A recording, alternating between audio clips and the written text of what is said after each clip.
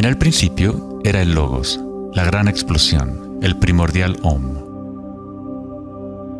La teoría de la gran explosión dice que el universo físico surgió vertiginosamente de un punto singular inimaginablemente denso y caliente, llamado una singularidad, 1000 millones de veces más pequeño que la cabeza de un alfiler. No dice el por qué ni el cómo. Cuanto más misterioso es algo, más asumimos que lo comprendemos.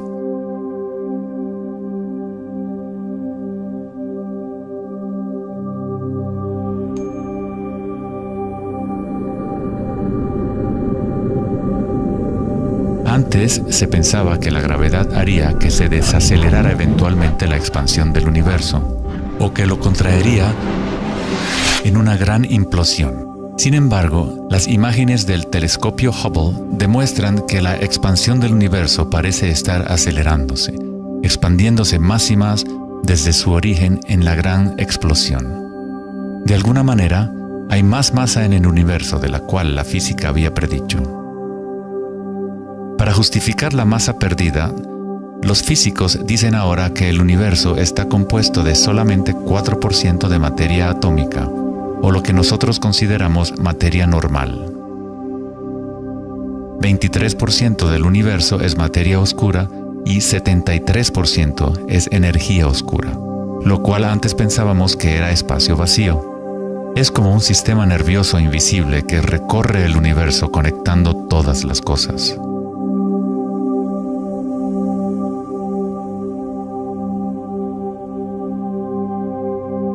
Los antiguos maestros védicos enseñaban Nada Brahma. El universo es vibración. El campo vibratorio es la raíz de toda experiencia espiritual e investigación científica verdaderas. En el mismo campo de energía que santos, budas, yogis, místicos, chamanes, sacerdotes y videntes han observado al observar en su interior.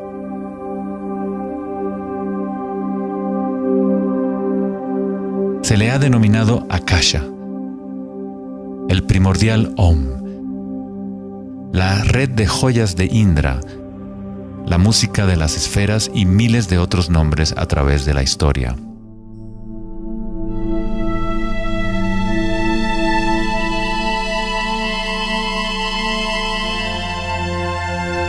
Es la raíz común de todas las religiones. Y el vínculo entre nuestros mundos interiores y exteriores.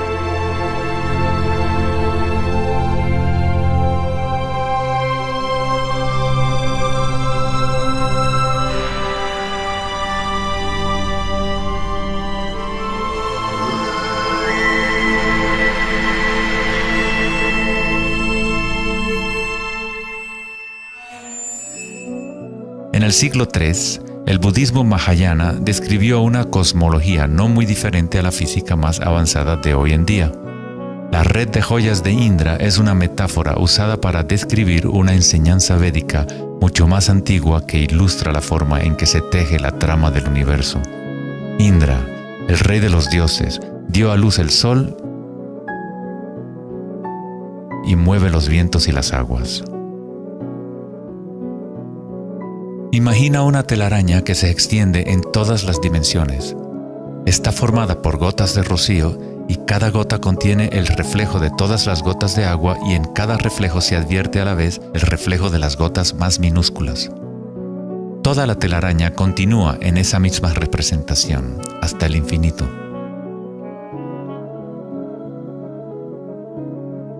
La red de Indra podría ser descrita como un universo holográfico, donde hasta el más mínimo rayo de luz contiene el patrón completo de la totalidad. Se hace referencia a veces al científico serbio-americano Nikola Tesla como el hombre que inventó el siglo XX. Tesla fue el responsable del descubrimiento de la electricidad de corriente alterna y muchos otros inventos que ahora son parte de la vida cotidiana. Debido a su interés en las antiguas tradiciones védicas, Tesla se encontraba en una posición única para comprender la ciencia a través de un modelo tanto oriental como occidental. Como todos los grandes científicos, Tesla investigó profundamente los misterios del mundo exterior, pero también observó profundamente su interior. Al igual que los antiguos yogis, Tesla utilizó el término akasha para describir el sentido etéreo que se extiende a lo largo de todo. Tesla estudió con Swami Vivekananda, un yogi que trajo las enseñanzas antiguas de India al occidente. En las enseñanzas védicas, akasha es el espacio en sí, el espacio que los otros elementos llenan, que existe simultáneamente con la vibración. Son inseparables. Akasha es el yin del yang del prana.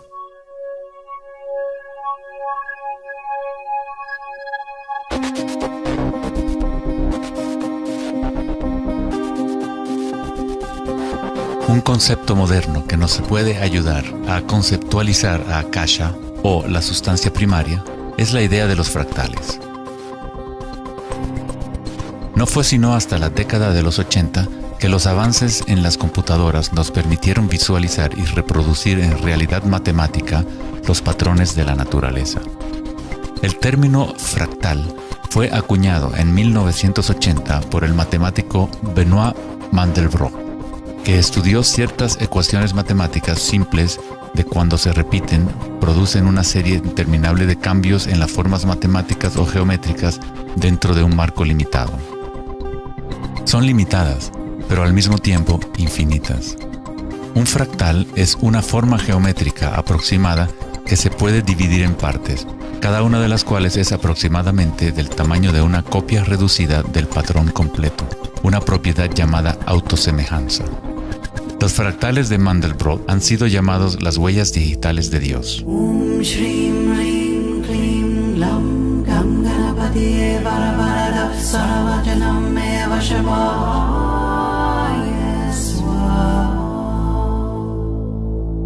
Estás viendo obras de arte creadas por la propia naturaleza.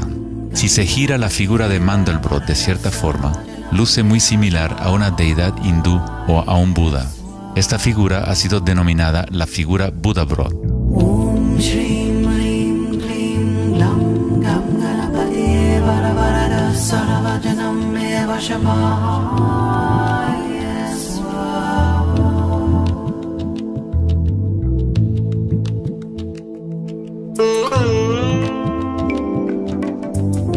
Si nos fijamos en algunas formas de arte y arquitectura antigua, veremos que los humanos hemos asociado la belleza y lo sagrado con patrones fractales desde hace ya mucho tiempo.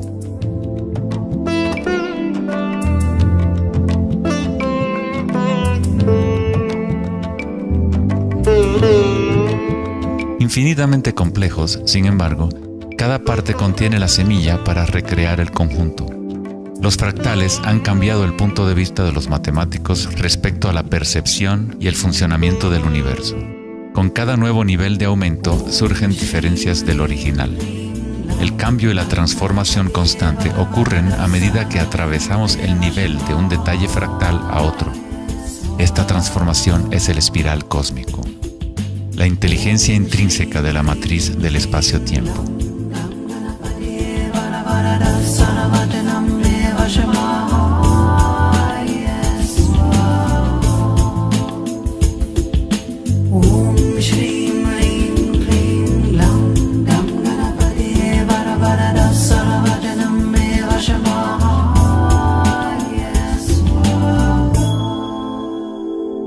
Los fractales son caóticos en su esencia, contienen ruido y orden.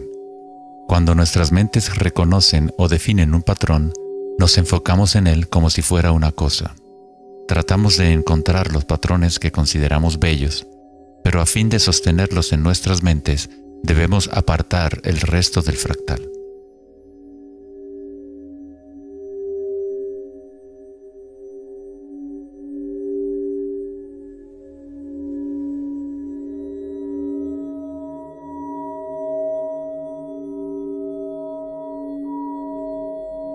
Comprender un fractal con los sentidos es limitar su movimiento.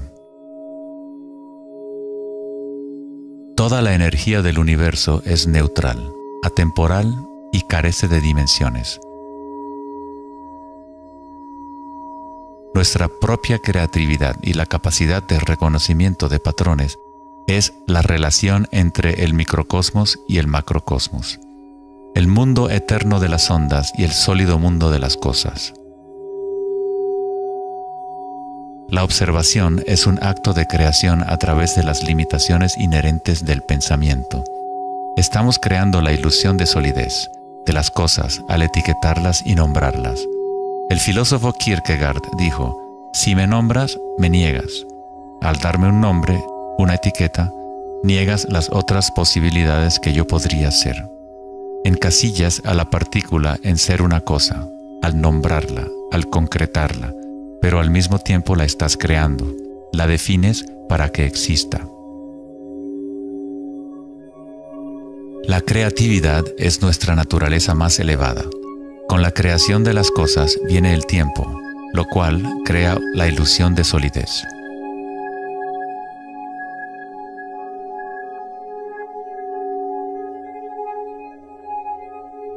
Einstein fue el primer científico en comprender que lo que nosotros consideramos espacio vacío no es la nada, posee propiedades y casi incalculables cantidades de energía son parte intrínseca de la naturaleza del espacio. El famoso físico Richard Feynman dijo en una ocasión: hay suficiente energía en un solo metro cúbico de espacio para hervir todos los océanos del mundo. Los meditadores avanzados saben que en el silencio se encuentra el mayor poder. Buda tenía otro término para la sustancia primaria. La llamaba kalapas. Las kalapas son como partículas u ondas minúsculas que están surgiendo y desapareciendo miles de millones de veces por segundo.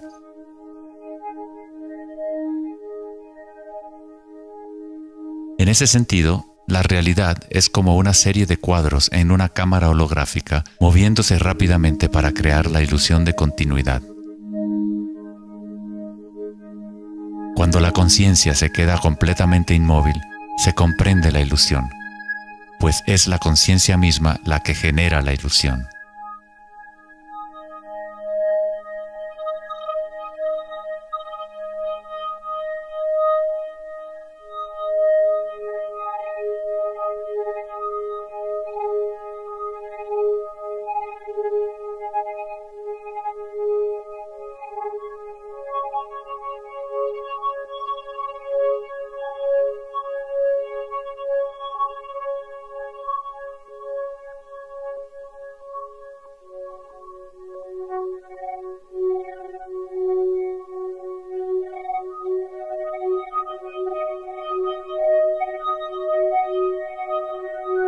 En las tradiciones antiguas orientales se sabía desde hace miles de años que todo es vibración. Nada Brahma, el universo es sonido. La palabra nada significa sonido o vibración y Brahma es el nombre de Dios. Brahma, al mismo tiempo, es el universo y es el creador. El artista y el arte son inseparables.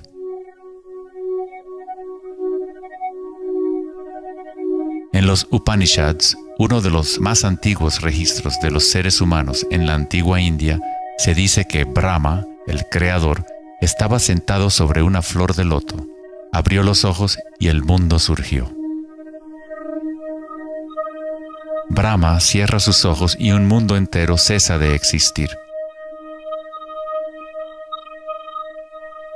Algunos místicos, yogis y sabios han sostenido que hay un campo a nivel de la raíz de la conciencia, el campo akáshico o los registros akáshicos, donde toda la información, todas las experiencias pasadas, presentes y futuras existen ahora y siempre. Es este campo o matriz de la que surgen todas las cosas. Desde las partículas subatómicas, las galaxias, las estrellas, los planetas y toda la vida.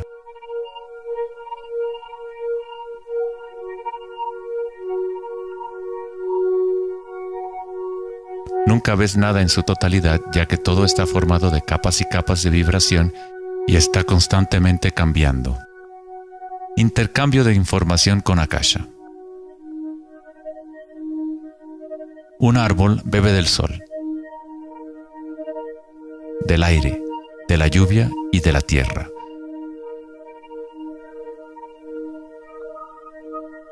Un mundo de energía entra y sale de esta cosa llamada árbol.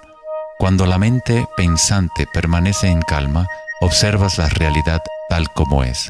Todos los aspectos en conjunto, el árbol, el cielo y la tierra, la lluvia y las estrellas no están separadas. La vida y la muerte, el yo y el otro no están separados. Así como la montaña y el valle son inseparables. En las tradiciones indígenas de los Estados Unidos y en otras tradiciones indígenas, se dice que cada cosa tiene espíritu, lo cual es otra forma de decir, todo está conectado con la única fuente de vibración. Hay una conciencia, un campo, una fuerza que se mueve a través de todo. Este campo no está aconteciendo a tu alrededor, sino a través de ti y en calidad de tu esencia. Tú eres la U en la palabra universo. Eres los ojos con los cuales la creación se observa a sí misma. Cuando te despiertas de un sueño, te das cuenta que todo lo del sueño era parte de ti. Tú lo estabas creando. Es igual para lo que llamamos la vida real. Cada uno y cada cosa eres tú. La única conciencia mirando a través de cada ojo, bajo cada roca,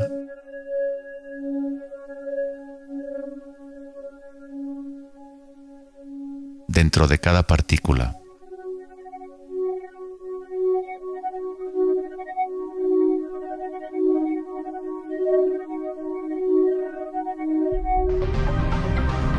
Los investigadores internacionales del CERN, el Laboratorio Europeo de Física de Partículas, están buscando este campo que se extiende a lo largo de todas las cosas. Pero en lugar de mirar hacia adentro, miran al mundo físico externo. Científicos del laboratorio CERN en Ginebra, Suiza, anunciaron que habían encontrado el bosón de Higgs, o la partícula de Dios. Los experimentos del bosón de Higgs demostraron científicamente que un campo de energía invisible llena el vacío del espacio. El gran colisionador de hadrones del CERN consiste en un anillo de 17 millas de circunferencia en la que dos haces de partículas corren en direcciones opuestas, convergiendo y estrellándose casi a la velocidad de la luz. Los científicos observan lo que surge de las violentas colisiones. El modelo estándar no puede explicar cómo las partículas obtienen su masa. Todo parece estar compuesto de vibraciones, pero no hay ninguna cosa que esté siendo vibrada. Es como si hubiera un bailarín invisible, una sombra, danzando oculta en el valle del universo. Los demás bailarines siempre han danzado alrededor de este bailarín oculto. Hemos observado la coreografía, pero hasta ahora no podíamos ver el bailarín.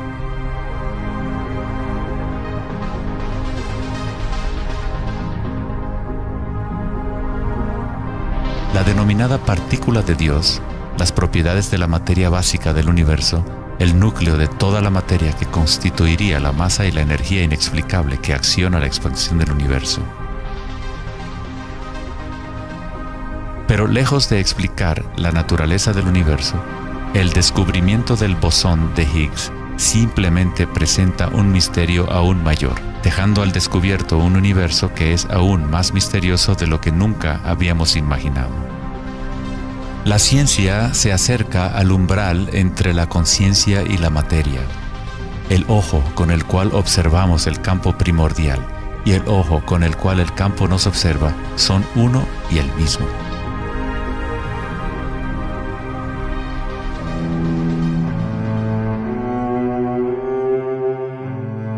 El célebre escritor alemán Wolfgang von Goethe dijo: "La onda es el fenómeno primordial que dio origen al mundo". La simática es el estudio del sonido visible.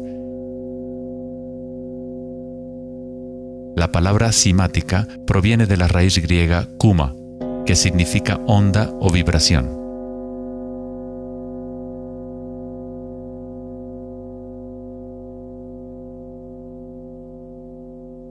Uno de los primeros científicos occidentales que estudió con seriedad el fenómeno de las ondas fue Ernst Chladni, un músico y físico alemán que murió en el siglo XVIII. Chladni descubrió que cuando colocaba arena en placas de metal y luego hacía vibrar las placas con un arco de violín, la arena se organizaba en figuras con patrones.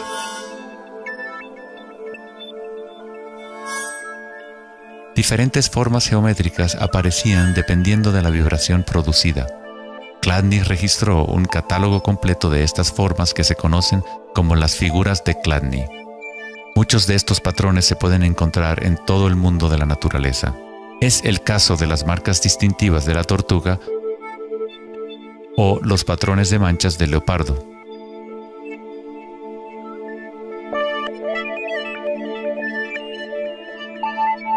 El estudio de los patrones Chladni o patrones ximáticos es uno de los métodos secretos con el que los fabricantes de alta calidad de guitarras, violines y otros instrumentos prueban la calidad del sonido que emiten. Hans Jenny expandió el trabajo de Chladni en los años 60 usando varios líquidos y amplificación electrónica para generar frecuencias de sonido, y así acuñó el término ximática. Si se envían ondas sinusoidales simples a través de un recipiente con agua, se pueden ver los patrones en el agua. Dependiendo de la frecuencia de la onda, aparecerán diferentes patrones de ondas. Cuanto más elevada sea la frecuencia, más complejo será el patrón. Estas formas son repetibles, no aleatorias. Cuanto más observas, más empiezas a ver cómo la vibración organiza la materia en formas complejas que comenzaron en simples ondas repetitivas. Esta vibración de agua tiene un patrón similar a un girasol.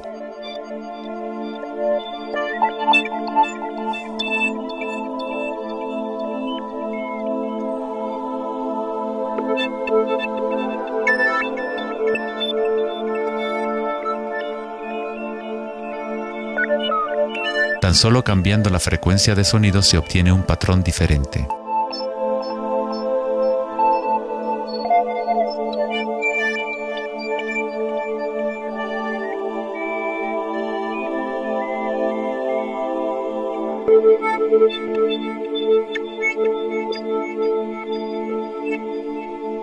El agua es una sustancia muy misteriosa, es altamente impresionable. Es decir, puede recibir y retener la vibración. Debido a su capacidad y sensibilidad de resonancia elevada y a su disposición interna para resonar, el agua responde instantáneamente a todos los tipos de ondas acústicas. Agua y tierra vibrante constituyen la mayoría de la masa en las plantas y los animales. Es fácil observar cómo simples vibraciones en el agua pueden crear patrones reconocibles naturales, pero a medida que agregamos sólidos y aumentamos la amplitud, las cosas se ponen aún más interesantes. Al añadir almidón de maíz al agua, obtenemos fenómenos más complejos.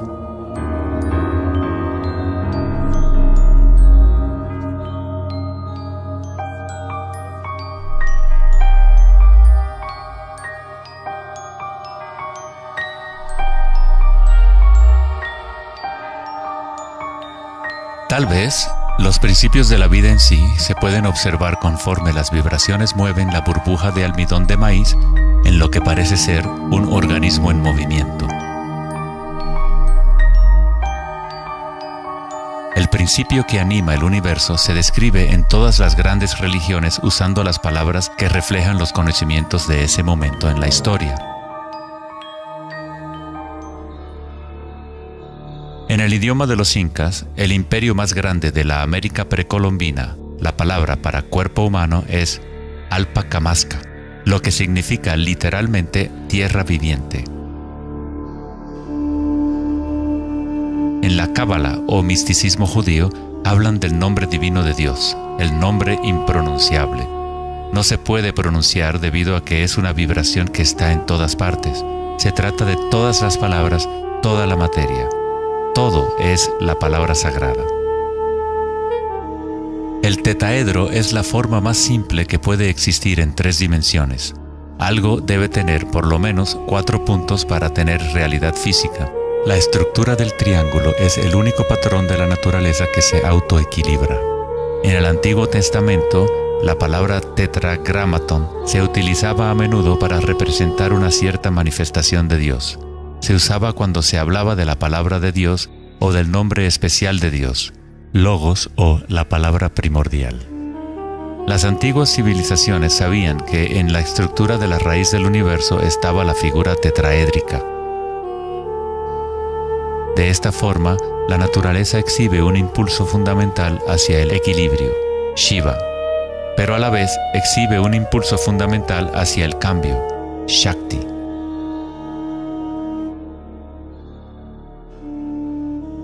En la Biblia, el Evangelio de Juan dice comúnmente, en el principio era la palabra, pero en el texto original el término utilizado fue logos. El filósofo griego Heráclito, quien vivió alrededor de 500 años antes de Cristo, se refirió al logos como algo fundamentalmente incognoscible, el origen de toda repetición, patrón y forma.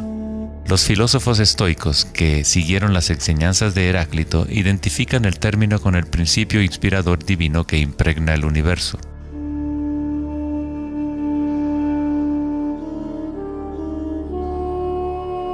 En el sufismo, el logos está en todas partes y en todas las cosas.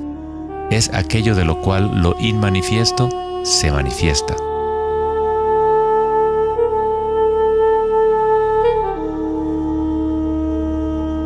En la tradición hindú, Shiva Nataraja significa literalmente Señor de la danza. El cosmos entero danza al tambor de Shiva. Todo está imbuido o impregnado con la pulsación.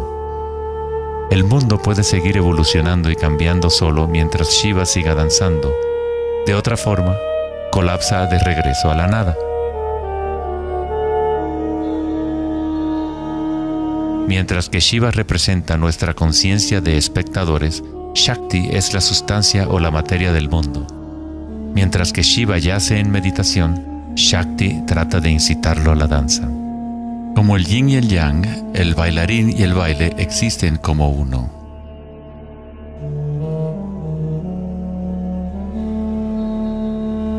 Logos también significa verdad inocultable. Aquel que conoce el logos, conoce la verdad. Existen muchas capas de encubrimiento en el mundo humano como consecuencia de los múltiples giros de Akasha hasta convertirse en estructuras complejas que ocultan la fuente de sí misma. Como un juego divino de las escondidas, nos hemos ocultado desde hace miles de años y eventualmente nos hemos olvidado por completo del juego. De alguna forma, nos olvidamos que había algo que encontrar. En el budismo se enseña a través de la meditación a percibir directamente el logos, el campo del cambio o impermanencia en nuestro interior. Cuando observas tu mundo interior, observas las sensaciones y energías más sutiles conforme la mente se concentra y se enfoca. A través de la comprensión directa de anicca o impermanencia a nivel de la raíz de la sensación, uno se libera del apego a las formas externas transitorias.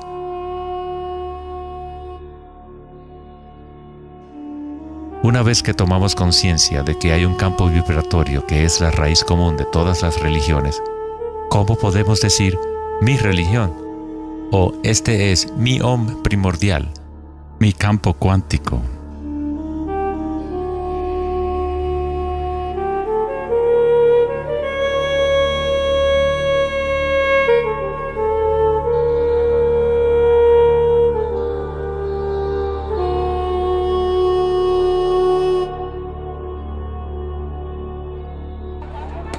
La verdadera crisis en nuestro mundo no es de carácter social, político o económico. Nuestra crisis es una crisis de conciencia, la incapacidad de experimentar directamente nuestra verdadera naturaleza. La incapacidad de reconocer esto en todo el mundo y en todas las cosas.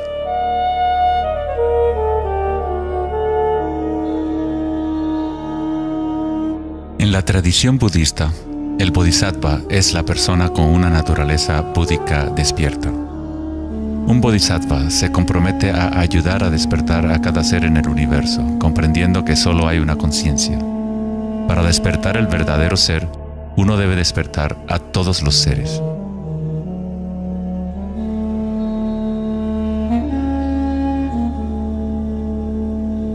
Existen innumerables seres conscientes en el universo a quienes me comprometo a ayudar a despertar.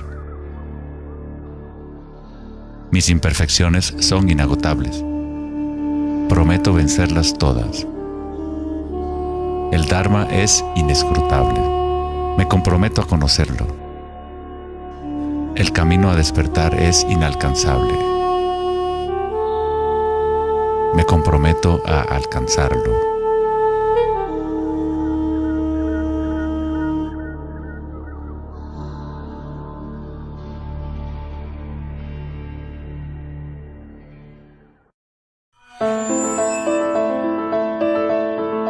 El filósofo Platón, partidario de Pitágoras, insinuaba enigmáticamente que había una llave de oro que unificaba todos los misterios del universo. Esta es la llave de oro a la que regresaremos una y otra vez a lo largo de nuestra exploración. La llave de oro es la inteligencia del Logos, la fuente del Om primordial. Se podría decir que es la mente de Dios. Con nuestros limitados sentidos, estamos observando solo la manifestación externa de la mecánica oculta de la autosemejanza. La fuente de esta simetría divina es el misterio más grande de nuestra existencia.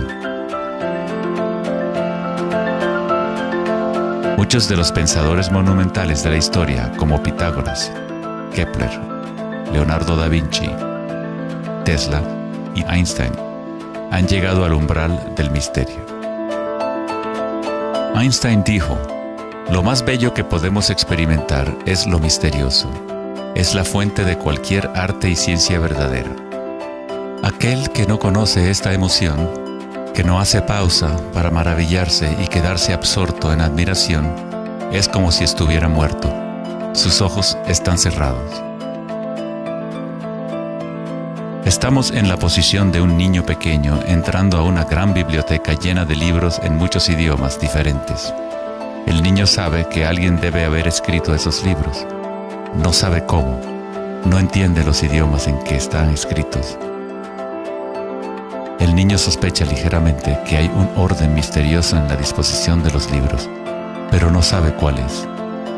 A mí me parece que esa es la actitud, inclusive del ser humano más inteligente, hacia Dios. Vemos un universo maravillosamente ordenado que obedece ciertas leyes.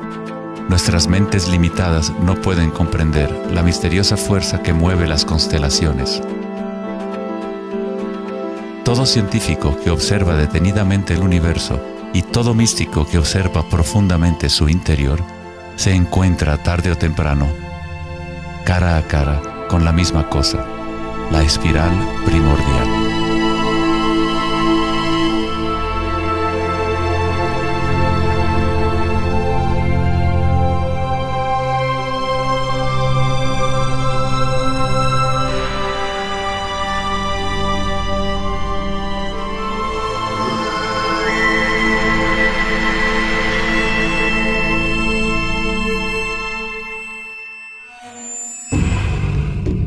Mil años antes de la creación del antiguo observatorio de Stonehenge, la espiral era un símbolo predominante en la Tierra.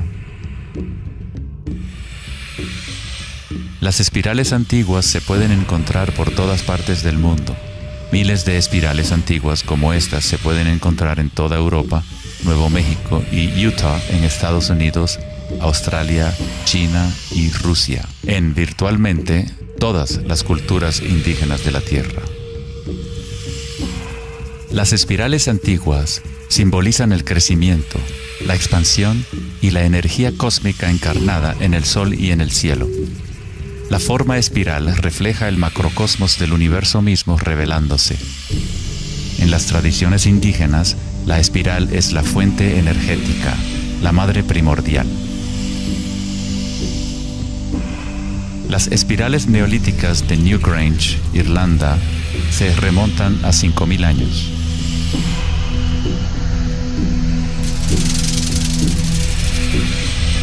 Tienen 500 años más que la Gran Pirámide de Giza y son igual de enigmáticas ante los observadores modernos. Las espirales se remontan a una época en la historia en donde los humanos estaban más conectados con la Tierra, con los ciclos y las espirales de la naturaleza.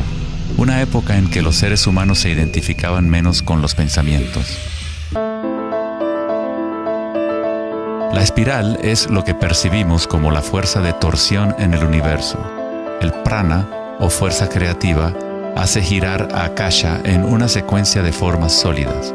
Se encuentra en todos los niveles entre el macrocosmos y el microcosmos, desde las galaxias espirales hasta los sistemas meteorológicos, el agua en tu bañera y tu ATM.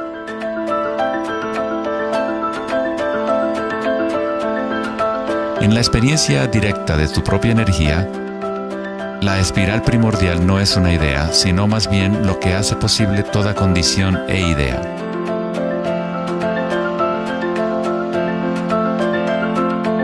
Varios tipos de espirales y hélices se encuentran en todo el mundo de la naturaleza. Caracoles,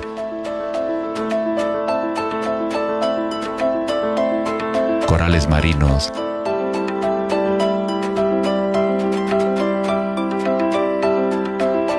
telarañas,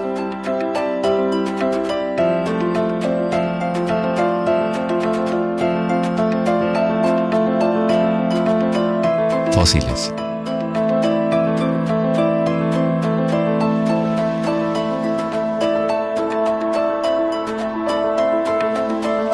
En las colas de los caballitos de mar,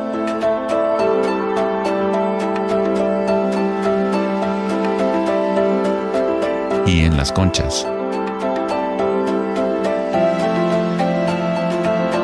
Muchas espirales en la naturaleza se pueden observar como espirales logarítmicas o espirales en crecimiento.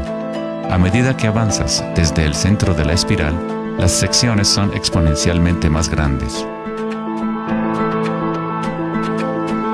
Al igual que la red de joyas de Indra, las espirales logarítmicas son autosemejantes u holográficas, de manera que las características de cada parte reflejan el conjunto. Hace 2400 años, en la antigua Grecia, Platón consideraba la proporción geométrica continua como el vínculo cósmico más profundo.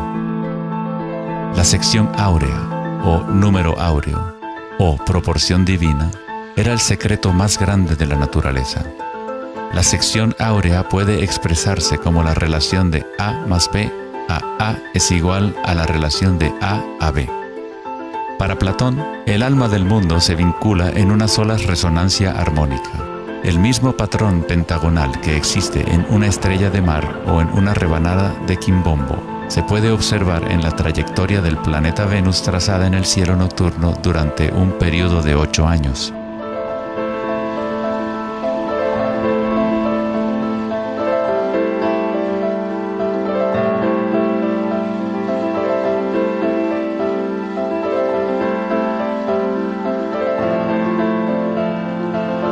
Se observa en el mundo inteligible de las formas en el cielo y en el mundo visible de los objetos materiales en la Tierra, a través de este principio de la autosemejanza geométrica.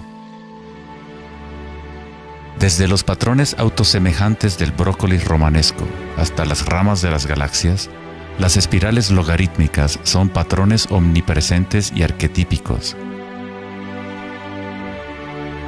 Nuestra galaxia de la Vía Láctea tiene varias ramas espirales logarítmicas con una pendiente de unos 12 grados. Cuanto mayor la pendiente de la espiral, más compactos son los giros. Al observar una planta que crece a intervalos de tiempo en un video, uno es testigo de su danza con la espiral de la vida.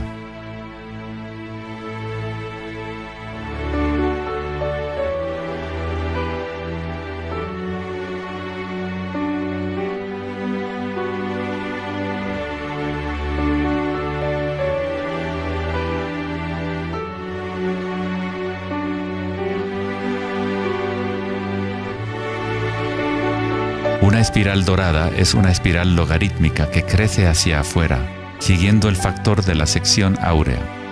La sección áurea es una relación matemática especial que aparece una y otra vez en la naturaleza. El patrón que se observa a continuación se denomina la serie de Fibonacci o la secuencia de Fibonacci. La serie de Fibonacci se desarrolla de tal manera que cada número es la suma de los dos números anteriores. El matemático y astrónomo alemán Kepler descubrió que patrones autosemejantes de espirales son observables de la manera en la cual las hojas están dispuestas en los tallos de las plantas, o en el orden de los pétalos y los capullos de las flores. Leonardo da Vinci observó que el espacio en las hojas tenía a menudo forma de patrones espirales. Estos patrones se llaman filotaxis o patrones de disposición de las hojas.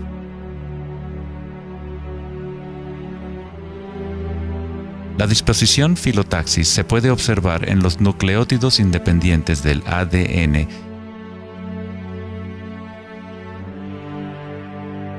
y en todo, desde los árboles genealógicos de conejos reproductores hasta en las piñas del pino, de los cactus a los copos de nieve y en organismos simples como las diatomeas.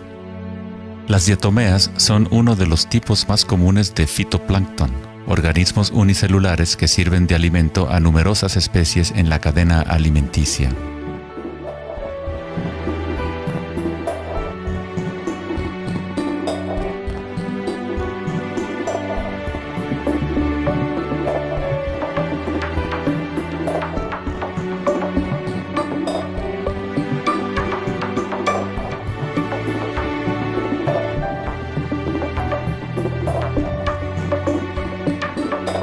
¿Cuánta matemática debes saber para ser un girasol o una abeja?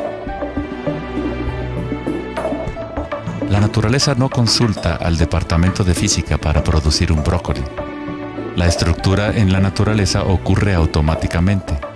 Los científicos en el campo de la nanotecnología utilizan el término autoensamblaje para describir la forma en la cual se forman los complejos, como en la fase inicial de la formación hexagonal de ADN. En la ingeniería de la nanotecnología, los nanotubos de carbono se componen de una disposición similar de materiales. La naturaleza hace este tipo de geometría una y otra vez sin esfuerzo, automáticamente, sin una calculadora. La naturaleza es precisa y extremadamente eficiente. Según el famoso arquitecto y autor Buckminster Fuller, estos patrones son una función del espacio-tiempo. El ADN y el panal de abejas tienen esa forma por la misma razón que una burbuja es redonda. Es la forma más eficiente que requiere la menor cantidad de energía.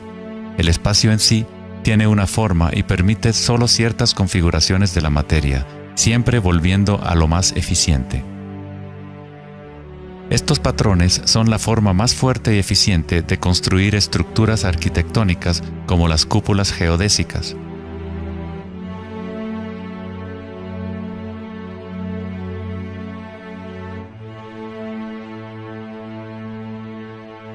Los patrones de espirales logarítmicas permiten la exposición máxima de las plantas a los insectos para la polinización.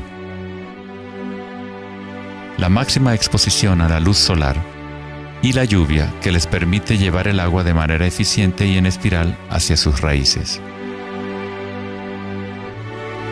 Las aves rapaces utilizan el patrón de espiral logarítmica para acechar a su próxima presa.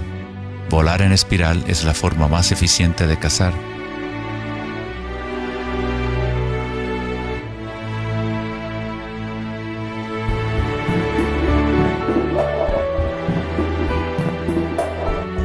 Nuestra capacidad de observar el akasha danzando la espiral de la vida hacia una forma material se relaciona con la habilidad de percibir la belleza y la simetría en la naturaleza. El poeta William Blake dijo: "El universo vegetativo se abre como una flor desde el centro de la tierra en donde mora la eternidad. Se expande desde las estrellas hasta el caparazón mundano y ahí se encuentra con la eternidad de nuevo, tanto desde dentro como desde fuera".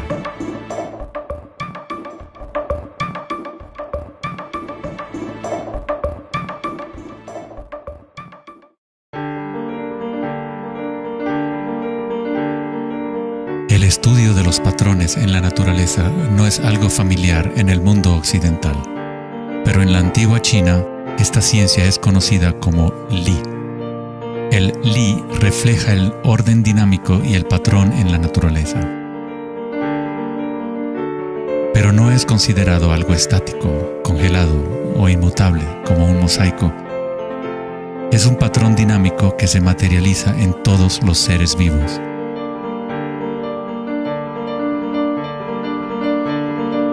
Las arterias de las hojas, las marcas de las tortugas y los patrones de vetas en las rocas son todas expresiones del lenguaje secreto de la naturaleza y del arte.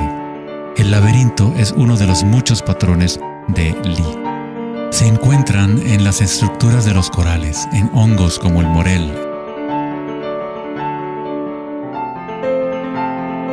en coles y en el cerebro humano. El patrón celular es otro patrón común en la naturaleza. Existe una gran variedad de diferentes estructuras celulares, pero todas tienen un orden similar definido según su propósito y función.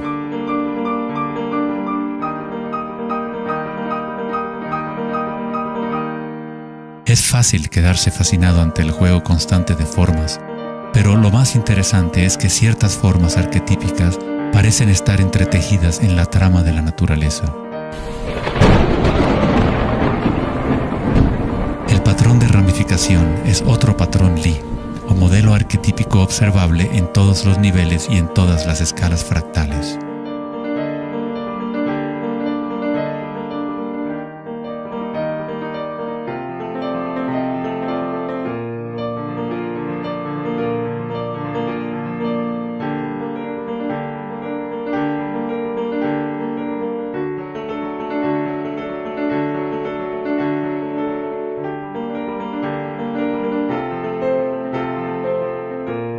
Tomemos, por ejemplo, esta imagen increíble de una simulación de computadora conocida como la simulación del milenio, que muestra la distribución de la materia oscura en el universo local. Fue creada por Max Planck Society en Alemania. La materia oscura es lo que antes considerábamos espacio vacío. Es como un sistema nervioso invisible que recorre todo el universo.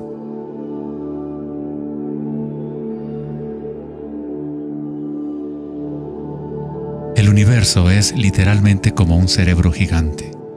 Está constantemente utilizando un tipo de energía oscura u oculta que solo hasta ahora la ciencia empieza a entender.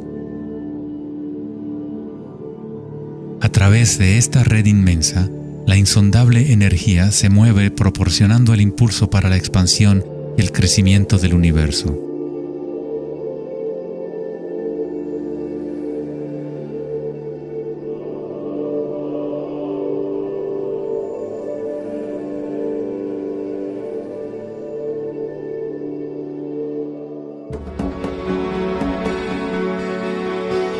La naturaleza crea patrones de ramificación automáticamente cuando creamos las condiciones adecuadas.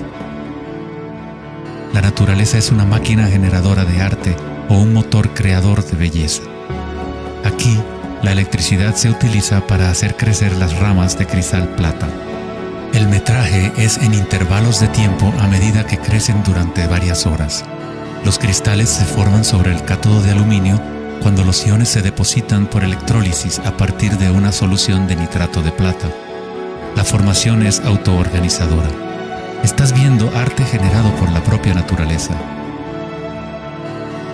Johann Wolfgang von Goethe dijo: "La belleza es una manifestación de las leyes secretas de la naturaleza, que de otra manera estarían ocultas para nosotros por siempre".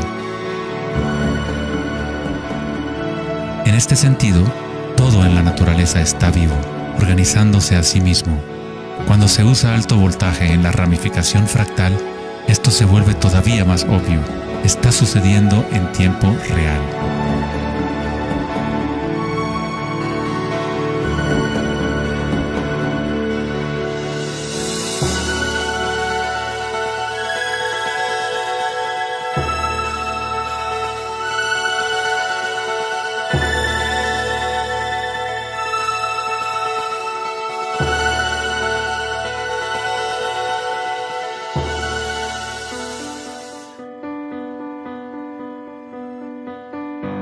En el cuerpo humano se encuentran patrones y estructuras ramificadas por todas partes.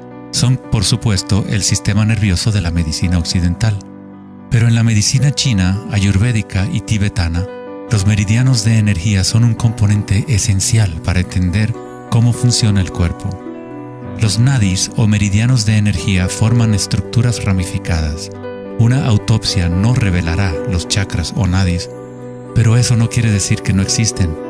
Es necesario refinar las herramientas que usamos para poder observar. En primer lugar, debes aprender a acallar tu mente. Solo entonces podrás ver estas cosas primero en tu interior. En la teoría eléctrica, cuanta menos resistencia haya en un cable, más fácilmente puede transportar energía. Al cultivar la ecuanimidad a través de la meditación, se crea un estado de no resistencia en tu cuerpo. Prana o chi, o energía interna, es simplemente tu vitalidad interior. Lo que sientes cuando tomas conciencia desde el interior del cuerpo. Los hilos sutiles de tu cuerpo que transportan el prana, los nadis, logran mover más y más energía pránica a través de los chakras. El cableado se hace más fuerte a medida que lo usas, pues permites que la energía fluya. Donde quiera que haya conciencia, el chi o energía comenzará a fluir y prosperarán las conexiones físicas. En el sistema nervioso y el cerebro, los patrones físicos de cableado se establecen por repetición. Si prestas atención continuamente a lo que está en tu interior y reduces la resistencia a las sensaciones que están experimentando, incrementas tu capacidad energética.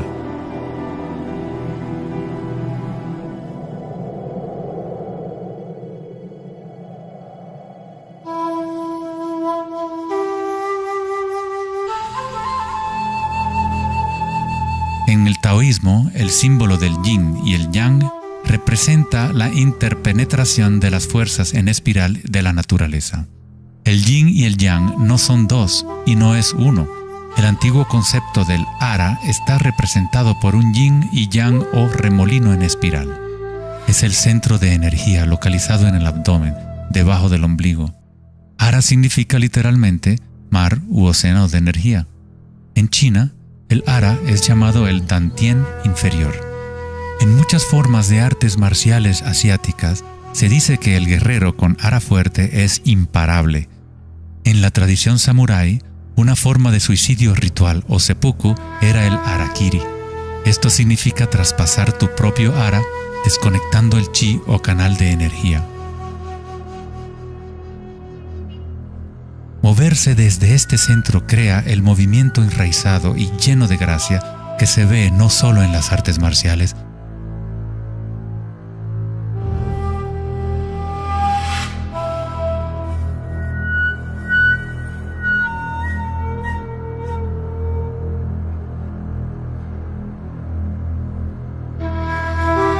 sino en grandes golfistas,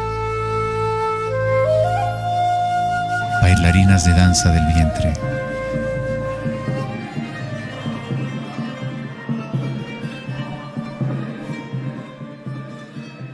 Y derviches giradores sufíes. La esencia del ara es la cultura de la conciencia disciplinada, enfocada en un solo punto, la quietud del ojo del huracán.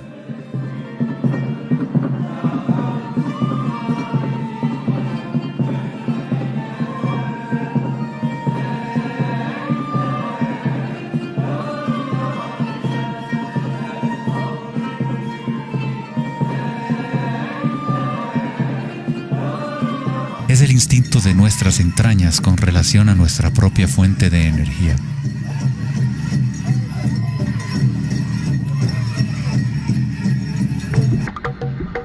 Una persona con buena ara está conectada con la tierra y con la sabiduría intuitiva que conecta a todos los seres.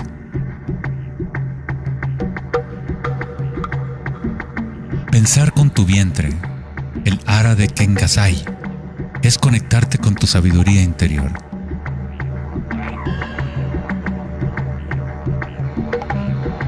Los antiguos aborígenes australianos se concentraban en la misma zona justo debajo del ombligo, donde el cordón de la gran serpiente arcoíris yacía enroscada. Una vez más, una representación de energía evolutiva en la humanidad. No es casualidad que es en el ara donde comienza la nueva vida.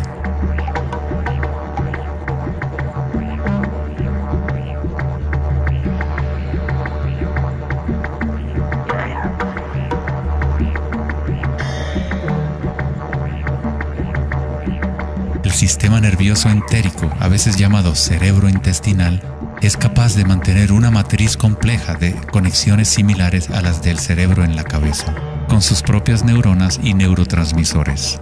Puede actuar de forma autónoma, es decir, con su propia inteligencia. Se podría decir que el cerebro intestinal es una versión fractal del cerebro de la cabeza, o tal vez el cerebro de la cabeza es una versión fractal del cerebro intestinal. Un oso sano tiene un ara fuerte. Cuando un oso sabe dónde hurgar para encontrar hierbas, sigue el movimiento del chi a través de sus sentidos, centrando en el ara o vientre.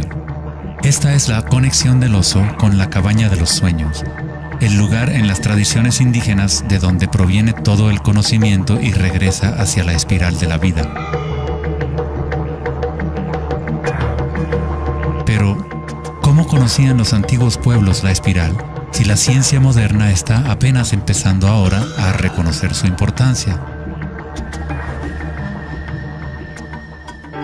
Pregúntale a las abejas. Ellas no se han olvidado de amar. Las abejas tienen una conexión especial con la fuente como parte de un sistema simbiótico que ayuda a la belleza y a la diversidad a florecer. Son un puente entre el macrocosmos y el microcosmos. Hay un corazón que nos conecta a todos, como una mente colectiva, por llamarla así. Al igual que un cerebro abierto, la colmena envía sus sueños al mundo para manifestarse.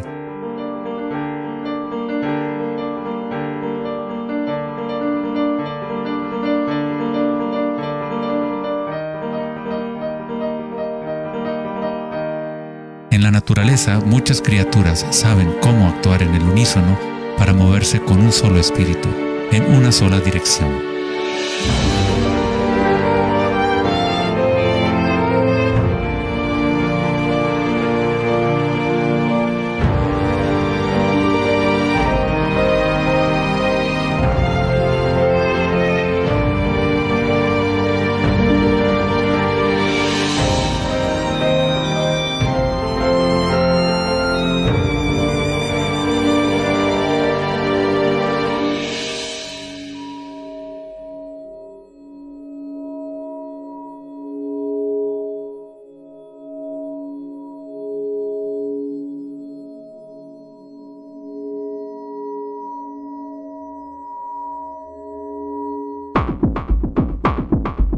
Pero no todos se benefician de las otras especies a su alrededor.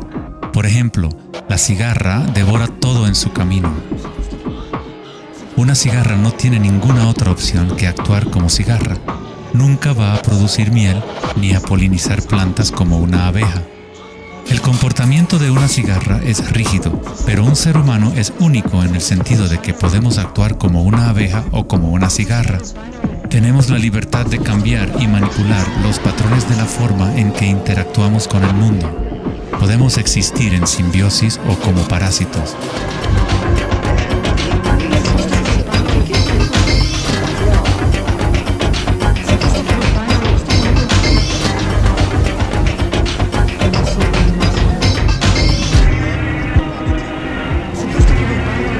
Hoy en día, los seres humanos tratan de entender la espiral con la mente racional, pero nunca ha sido el pensamiento el que nos conecta con la espiral de la vida. Siempre hemos estado conectados.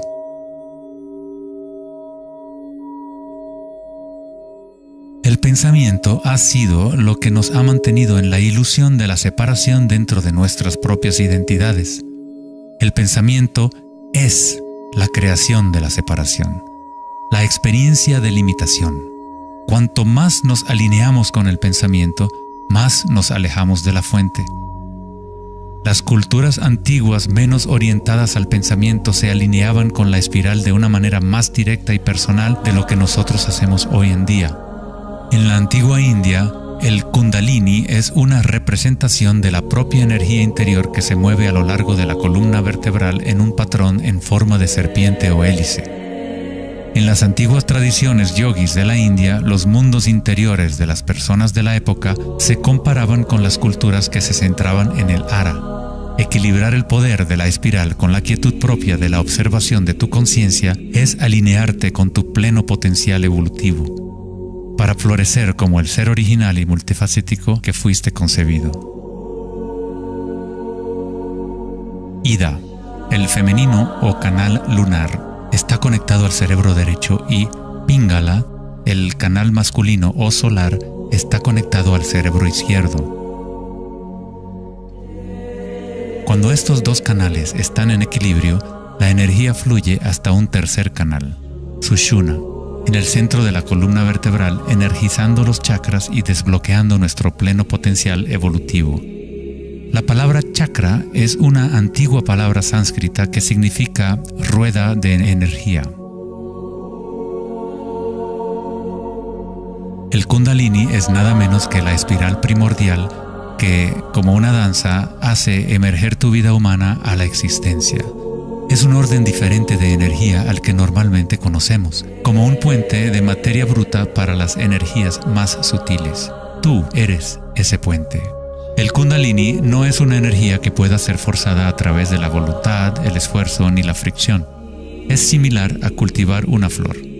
Todo lo que podemos hacer como buenos jardineros es preparar la tierra y las condiciones adecuadas y luego dejar que la naturaleza siga su curso. Si obligas a una flor a florecer prematuramente, la destruyes. La flor crece con su propia inteligencia, con su propia guía de organización. La mentalidad egoica que se obsesiona con el mundo exterior es lo que te impide experimentar tu verdadera naturaleza vibratoria.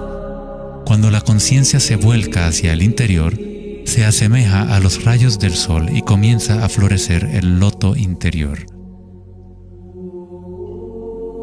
Conforme el Kundalini despierta en nuestro interior, comenzamos a notar el distintivo de la espiral en todas las cosas. En todos los patrones internos y externos, esta espiral es el vínculo entre nuestros mundos interiores y exteriores.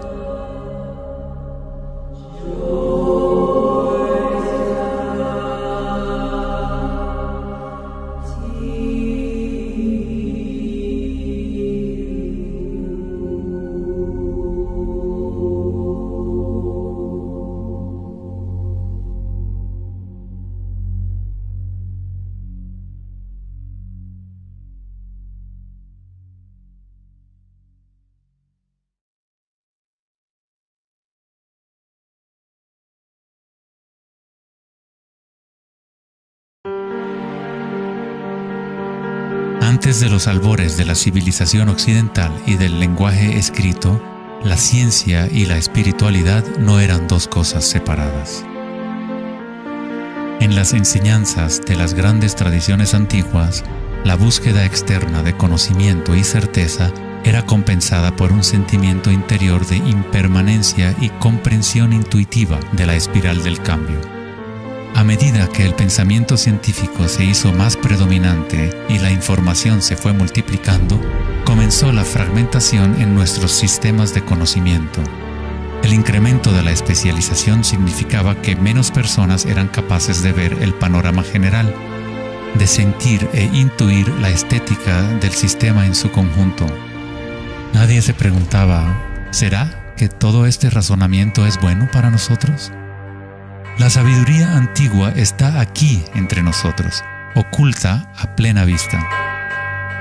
Pero estamos demasiado preocupados con nuestros pensamientos como para reconocerla. Esta sabiduría olvidada es la manera de restablecer el equilibrio entre lo interno y lo externo, el yin y el yang, entre la espiral del cambio y la quietud de nuestro centro.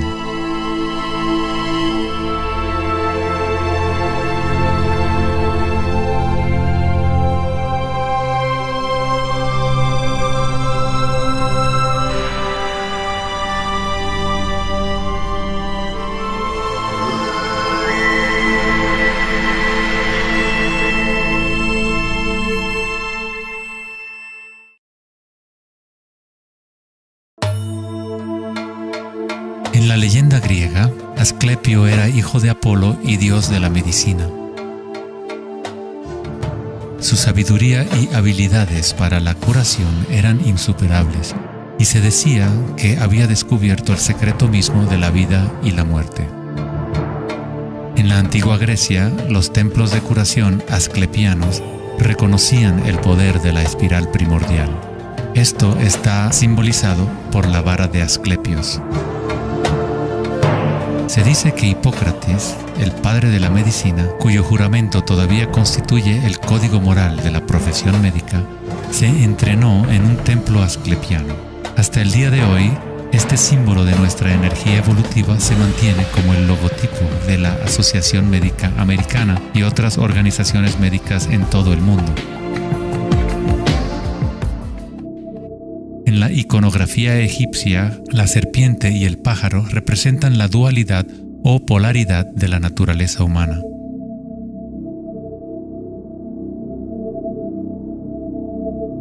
La serpiente en dirección descendiente es la espiral manifestada y la energía evolutiva del mundo.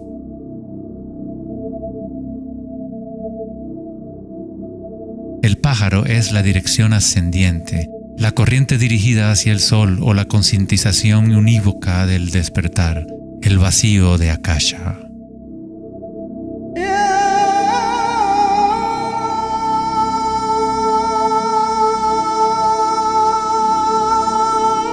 Faraones y dioses son representados con su energía despierta, en donde la serpiente Kundalini asciende por la columna vertebral y traspasa el chakra ajna entre los ojos.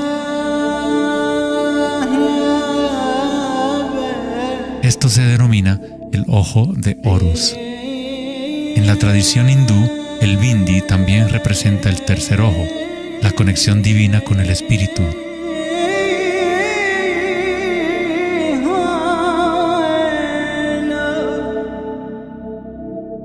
La máscara de Tutankamón es un ejemplo clásico que muestra temas de serpientes y aves.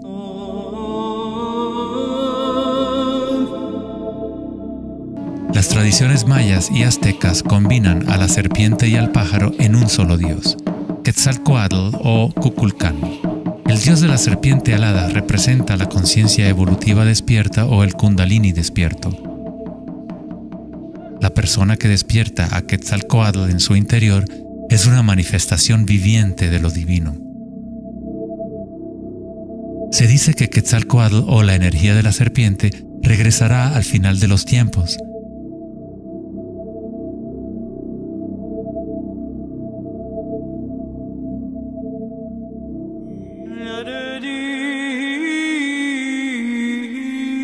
Los símbolos de la serpiente y las aves se pueden también encontrar en el cristianismo. Su significado real podría estar codificado de una manera más profunda, pero el significado es el mismo que en otras tradiciones antiguas. En el cristianismo, el pájaro o paloma que se ve a menudo sobre la cabeza de Cristo representa al Espíritu Santo o Kundalini Shakti a medida que asciende al sexto chakra y más allá. Los místicos cristianos llaman al Kundalini por otro nombre, Espíritu Santo. En Juan 3:14 dice: así como Moisés levantó la serpiente en el desierto, así también es necesario que el Hijo del Hombre sea levantado. Jesús y Moisés despertaron su energía Kundalini, trayendo el despertar de la conciencia a las fuerzas inconscientes reptilianas que rigen los deseos del ser humano. Se dice que Jesús pasó 40 días y 40 noches en el desierto, durante los cuales fue tentado por Satanás. De igual forma, Buda fue tentado por Mara cuando estaba sentado en busca de la iluminación bajo el árbol Bodhi o árbol de la sabiduría. Tanto Cristo como Buda tuvieron que alejarse de la tentación de los placeres sensoriales y mundanos.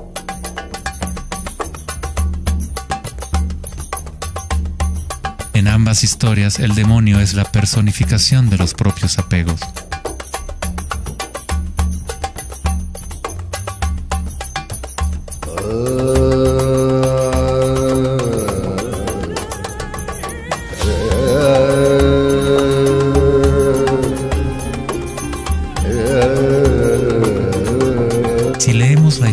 de Adán y Eva a través de la luz de las tradiciones védicas y egipcias, descubrimos que la serpiente que vigila el árbol de la vida es el Kundalini.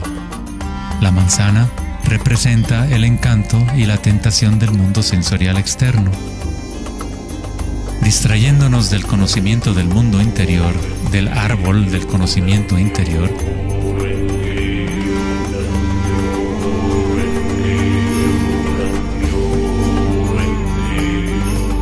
el árbol es simplemente la red de nadis o meridianos de energía dentro de nosotros mismos, que forma literalmente estructuras ramificadas por todo el cuerpo. En nuestra búsqueda egoica de gratificación externa, nos hemos separado del conocimiento del mundo interior, de nuestra conexión a Akasha y a la fuente de la sabiduría.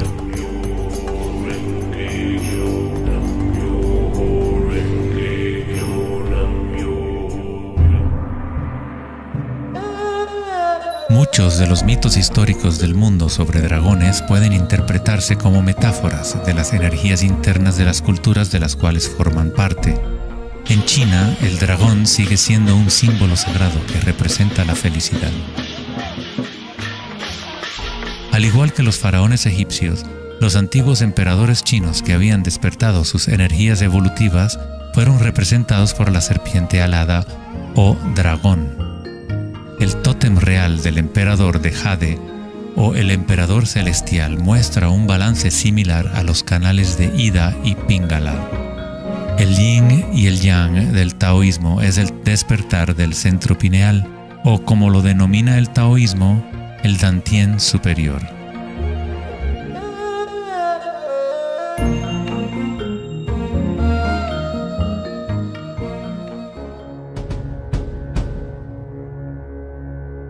La naturaleza está llena de distintas formas de detectar y asimilar la luz. Por ejemplo, un erizo de mar puede, en verdad, ver con su cuerpo espinado que actúa como un gran ojo. Los erizos detectan la luz que ilumina sus espinas y comparan la intensidad de los rayos para tener una idea de lo que está en su entorno.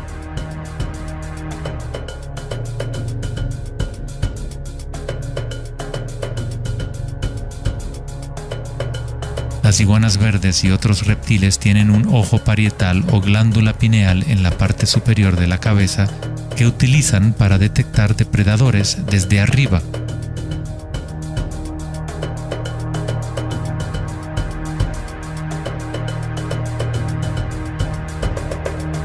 La glándula pineal humana es una pequeña glándula endocrina que ayuda a regular los patrones del sueño y vigilia. A pesar de que está oculta profundamente en la cabeza, la glándula pineal es sensible a la luz.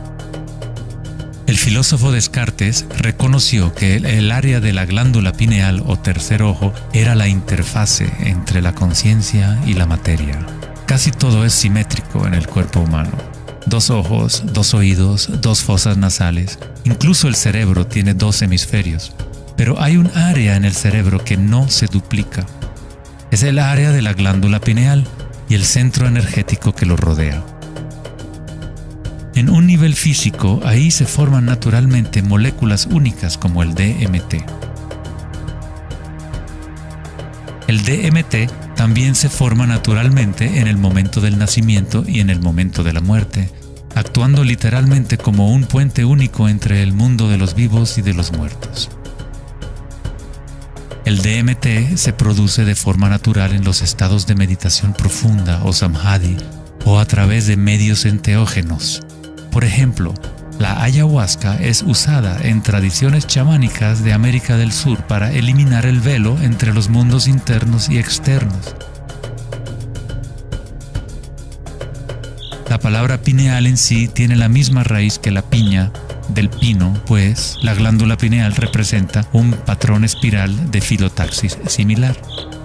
Este modelo, que también conocido como flor del patrón de vida, es común en obras de arte antiguas que representan seres iluminados o despiertos. Cuando la imagen de la piña del pino se observa en formas de artes sacras, representa el despertar del tercer ojo, la conciencia unívoca que dirige el flujo de energía evolutiva. La piña del pino representa el florecimiento de los chakras superiores que se activan mientras Sushumna se eleva hasta el chakra Ajna y más allá. En la mitología griega, los seguidores de Dionisio llevaban una panícula o báculo gigante, envuelto en hojas enredadera en espiral y una piña de pino en el extremo superior. Una vez más, representa la energía de Dionisio o Kundalini Shakti, mientras asciende por la columna vertebral al cuerpo pineal del sexto chakra. En el corazón del Vaticano, tal vez esperarías ver una gigantesca escultura de Jesús o María, y en su lugar hay una estructura de piña de pino gigante, lo que indica que en la historia cristiana pudo haber habido conocimiento de los chakras y el Kundalini, pero por alguna razón se mantuvo oculto de las masas. La explicación oficial de la Iglesia es que la piña del pino es un símbolo de regeneración y representa la nueva vida en Cristo.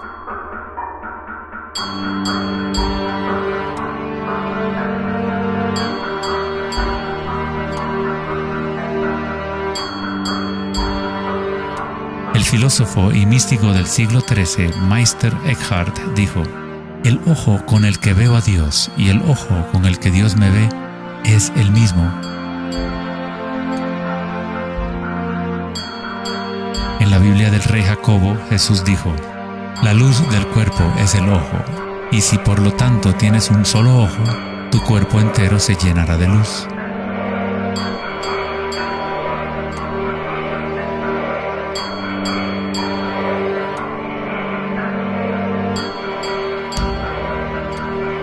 Buda dijo: "El cuerpo es el ojo". En estado de Samadhi, uno es a la vez el observador y el observado. Somos el universo consciente de sí mismo.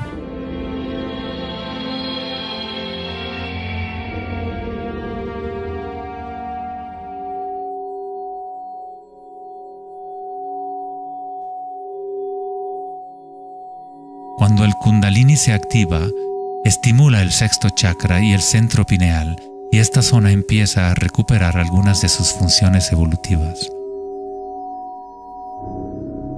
La meditación en la oscuridad ha sido utilizada durante miles de años como una forma de activar el sexto chakra en el área de la glándula pineal.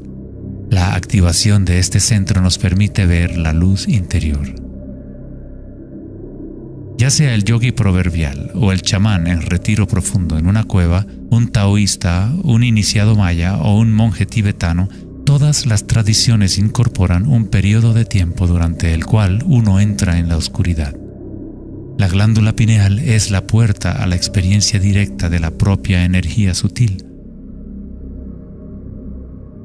El filósofo Nietzsche dijo: "Si miras fijamente al abismo durante el tiempo suficiente, eventualmente descubrirás que el abismo te mira fijamente de regreso".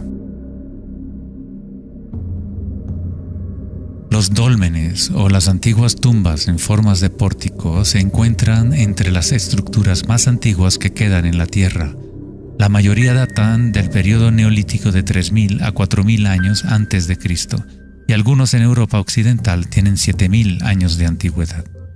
El dolmen se utilizaba para entrar en meditación perpetua como una forma para los humanos de formar un puente entre el mundo exterior e interior.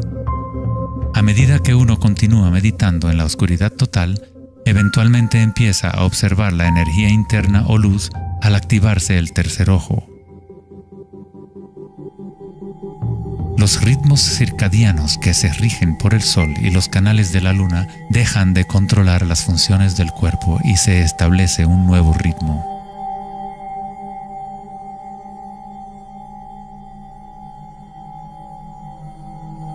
El séptimo chakra ha sido representado por el símbolo Om desde hace miles de años, un símbolo construido por signos sánscritos que representan los elementos. Cuando el Kundalini se eleva más allá del sexto chakra, se empieza a crear un halo de energía. Los halos aparecen constantemente en las pinturas religiosas de diferentes tradiciones en todas partes del mundo.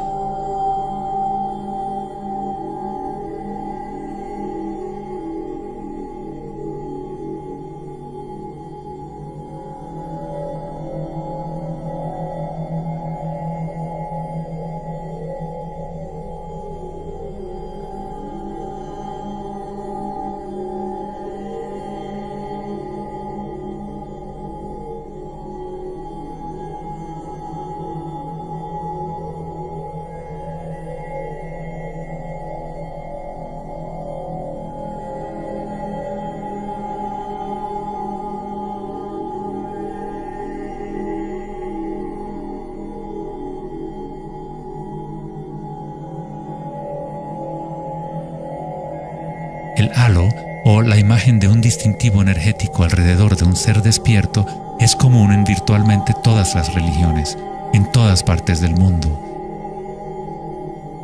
El proceso evolutivo de despertar los chakras no es propiedad de un grupo o de una religión, es el derecho inalienable de todo ser humano en el planeta.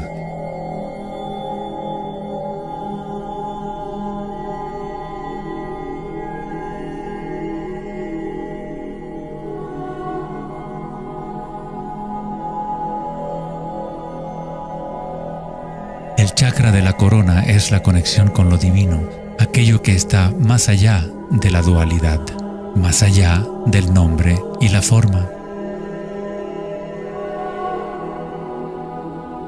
Akenatón fue un faraón cuya esposa era Nefertiti. Era llamado el Hijo del Sol. Él descubrió Atón, o la palabra de Dios en su interior, uniendo el Kundalini y la conciencia.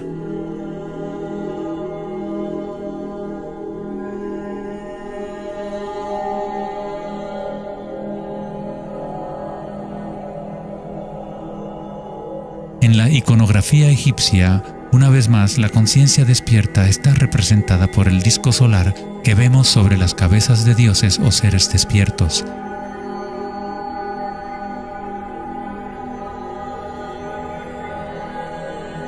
En las tradiciones hindú y yógica, se denomina Sahasrara a ese halo, el loto de 1000 pétalos.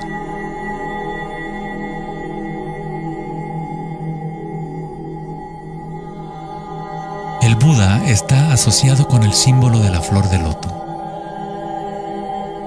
El patrón de filotaxis es el mismo modelo que se puede encontrar en una flor de loto. Es la flor del patrón de la vida, la semilla de la vida. Es el patrón fundamental en el cual todas las formas encajan. Es la forma absoluta del espacio mismo o una cualidad inherente a Akasha.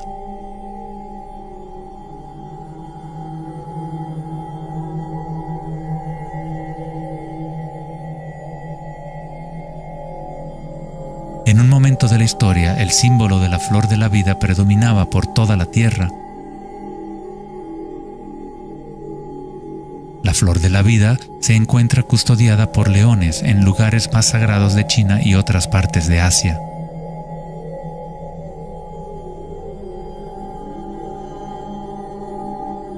Los 64 hexagramas del I Ching a menudo rodean el símbolo yin-yang, que es otra forma de representación de la flor de la vida.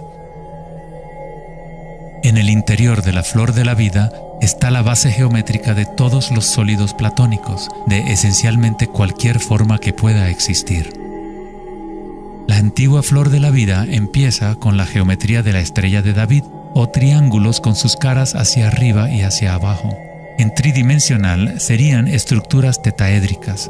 Este símbolo es un yantra, una especie de programa que existe en el universo, la máquina que genera nuestro mundo fractal. Los yantras se han utilizado como herramientas para despertar la conciencia durante miles de años. La forma visual del yantra es una representación externa de un proceso interno de desarrollo espiritual.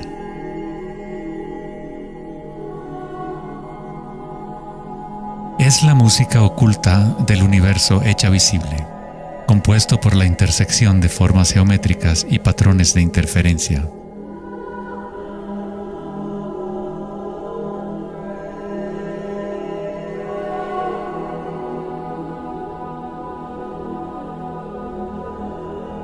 Cada chakra es un loto, un yantra, un centro psicofisiológico a través del cual el mundo puede ser experimentado.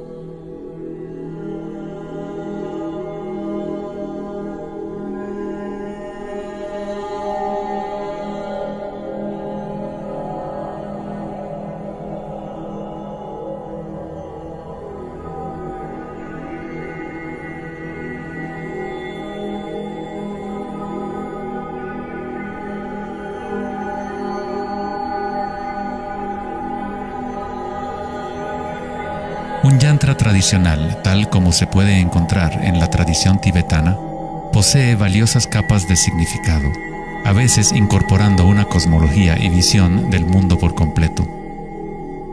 El yantra es un patrón en constante evolución que trabaja a través del poder de la repetición o iteración de un ciclo. El poder del yantra está casi perdido en el mundo de hoy, ya que buscamos significado solo en la forma externa y no lo conectamos a nuestras energías internas a través de la intención.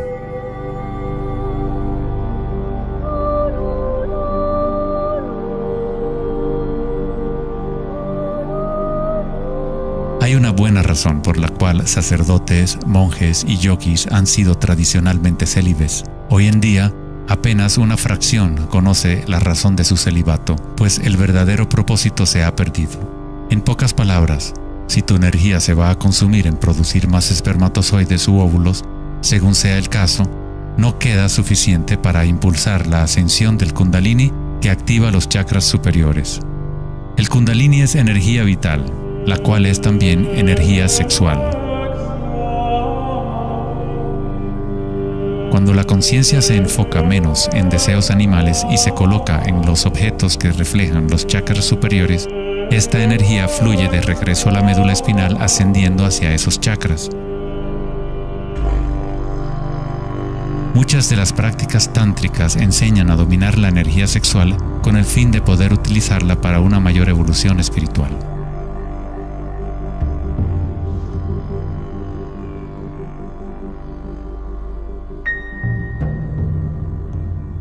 Tu estado de conciencia crea las condiciones adecuadas para que tu energía pueda crecer. Entrar en un estado de conciencia no requiere de tiempo. Como dice Eckhart Tolle, la conciencia y la presencia siempre suceden en el ahora.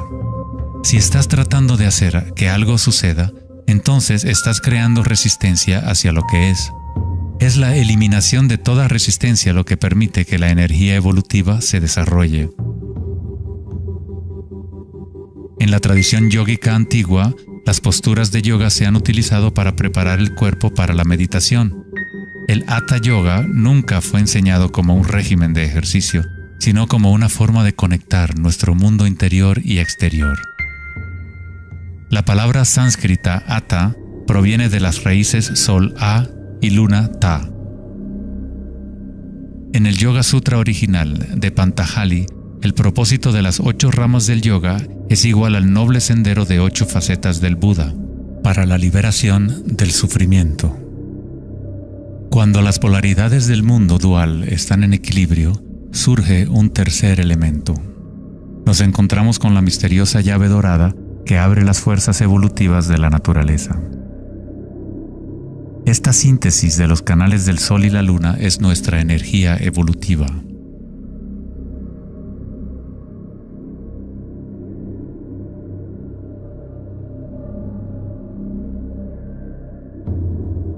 Puesto que ahora los seres humanos se identifican casi exclusivamente con sus pensamientos y con el mundo exterior, es en raras ocasiones que un individuo logra el equilibrio entre las fuerzas internas y externas, lo que permite el despertar natural del Kundalini. Para aquellos identificados solo con la ilusión, el Kundalini siempre seguirá siendo una metáfora. Una idea en vez de una experiencia directa de la energía y la conciencia propias.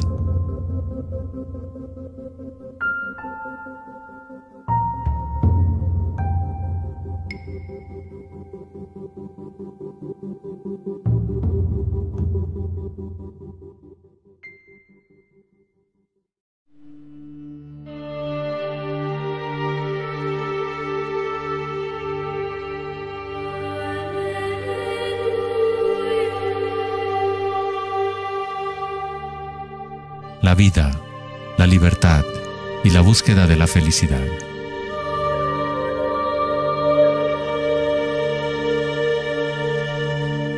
Vivimos nuestras vidas buscando la felicidad allá afuera, como si fuera una mercancía. Nos hemos convertido en esclavos de nuestros propios deseos y anhelos. La felicidad no es algo que pueda ser perseguido o comprado como un traje barato. Esto es maya, ilusión, el juego interminable de la forma. En la tradición budista, samsara, o el ciclo interminable del sufrimiento, se perpetúa por el deseo de placer y la aversión al dolor. Freud se refirió a esto como el principio del placer. Todo lo que hacemos es un intento de crear placer para obtener algo que deseamos o para evitar algo que no es deseable, que no queremos. Incluso un organismo simple como el paramecio hace esto. Esto se llama respuesta al estímulo. A diferencia de un paramecio, los humanos tenemos más posibilidades de elección. Somos libres para pensar, y ahí radica el problema. Es pensar en lo que deseamos lo que se ha salido de control.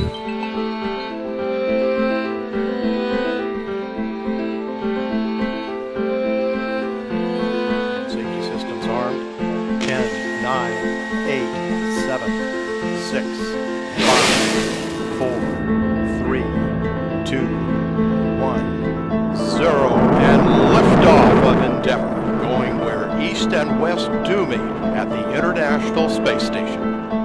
El dilema de la sociedad moderna es que tratamos de entender el mundo no en términos de conciencia interna arcaica, sino cuantificando y calificando lo que percibimos como el mundo externo, a través de medios científicos y mentales. Pensar solo ha llevado a pensar más y a formular más preguntas. Anhelamos conocer el secreto que crea el mundo y orienta su camino, pero consideramos esta esencia como si estuviera fuera de nosotros, no como una cosa viviente e inherente a nuestra propia naturaleza. Fue el famoso psiquiatra Carl Jung quien dijo: aquel que mira hacia afuera sueña, aquel que mira hacia adentro despierta. No tiene nada de malo desear estar despierto, ser feliz. Lo que está mal es buscar la felicidad fuera cuando solo se puede encontrar en nuestro interior.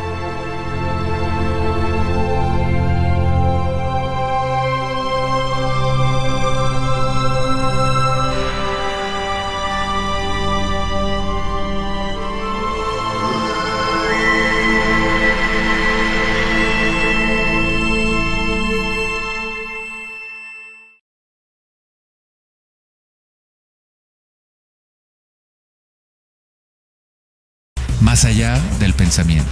El 4 de agosto de 2010, en la conferencia Techonomy en Lake Tahoe, en California, Eric Schmidt, director ejecutivo de Google, mencionó una estadística asombrosa.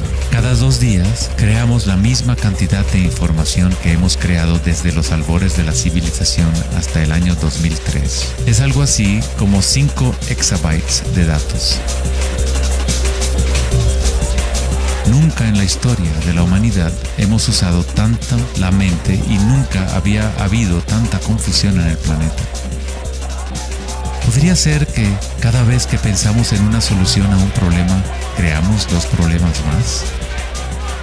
¿De qué sirve pensar tanto si no conduce a una mayor felicidad? ¿Somos más felices?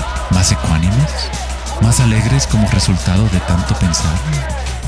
O quizás nos aísla, nos desconecta de una experiencia más profunda y más significativa de la vida.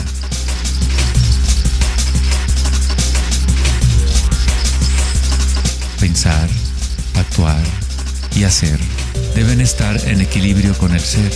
Después de todo, somos seres humanos, no actos humanos.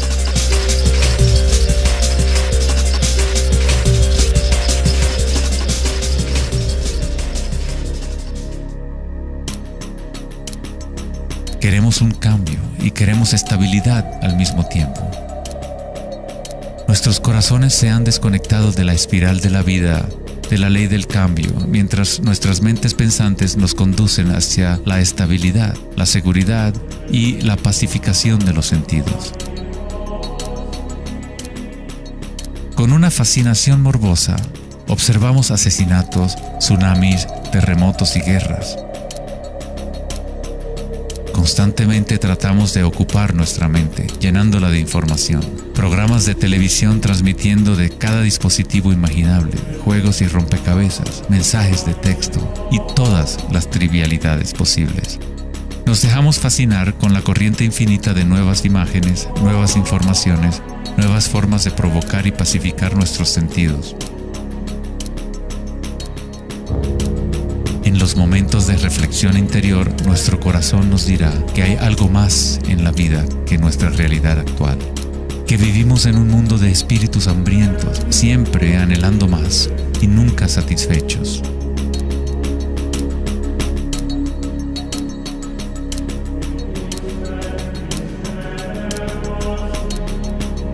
Hemos creado una vorágine de datos que vuelan alrededor del planeta para facilitar más pensamientos, más ideas sobre cómo arreglar el mundo, para solucionar los problemas que solo existen porque la mente los ha creado.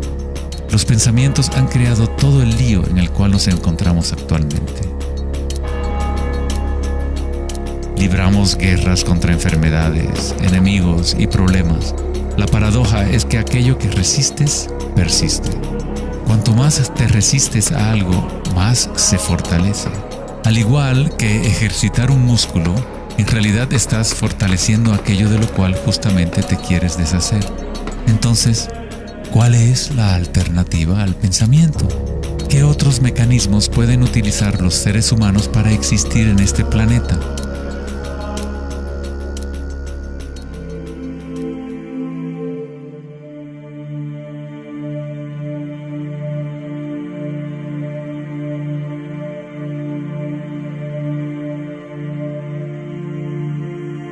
Mientras que la cultura occidental en los últimos siglos se ha centrado en la exploración de lo físico mediante el uso del pensamiento y el análisis, otras culturas antiguas han desarrollado tecnologías igualmente sofisticadas para explorar el espacio interior. Es la pérdida de nuestra conexión con nuestro mundo interior lo que ha creado un desequilibrio en nuestro planeta.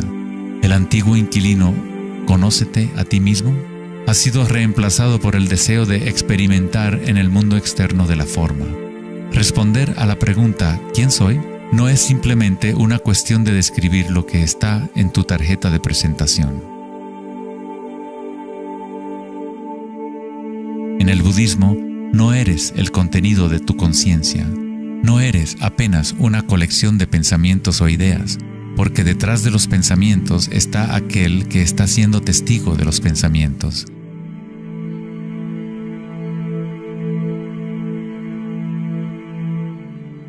El dicho enfático, «Conócete a ti mismo», es un koan del Zen, un acertijo sin respuesta.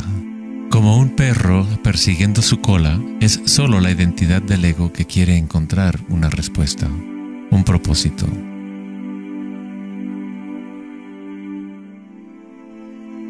La verdad de lo que eres no necesita una respuesta, pues todas las preguntas fueron creadas por la mente egoica. No eres tu mente.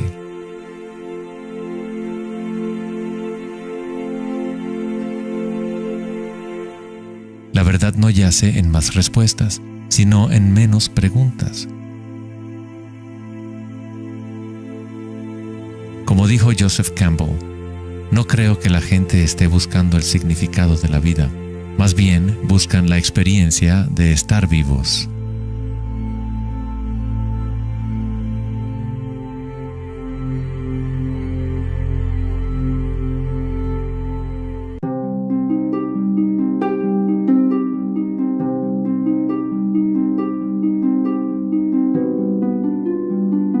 Cuando al Buda le preguntaron, ¿qué eres?, simplemente dijo, estoy despierto.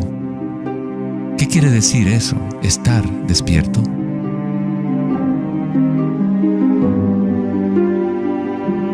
El Buda no dice exactamente qué es, porque el florecimiento de cada vida individual es diferente, pero sí dice algo, es el fin del sufrimiento.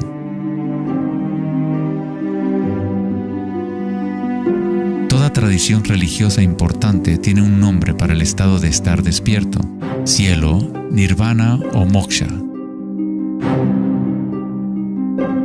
Una mente en calma es todo lo que hace falta para comprender la naturaleza de la corriente. Todo lo demás ocurrirá una vez que tu mente esté en calma. En esta quietud, las energías internas despiertan y funcionan sin esfuerzo de tu parte. Como dicen los taoístas, el chi sigue a la conciencia. Al permanecer en calma, uno empieza a escuchar la sabiduría de las plantas y los animales, los quietos susurros de los sueños y se aprende el sutil mecanismo por el cual los sueños se manifiestan en forma material. En el Tao Te Ching, este tipo de vida se llama Wei Wu Wei, hacer, no hacer. El Buda habló del camino intermedio como el sendero que conduce a la iluminación. Aristóteles escribió el justo medio, el punto medio entre dos extremos, como un sendero de belleza, sin demasiado esfuerzo ni tampoco muy poco. Yin y Yang en equilibrio perfecto.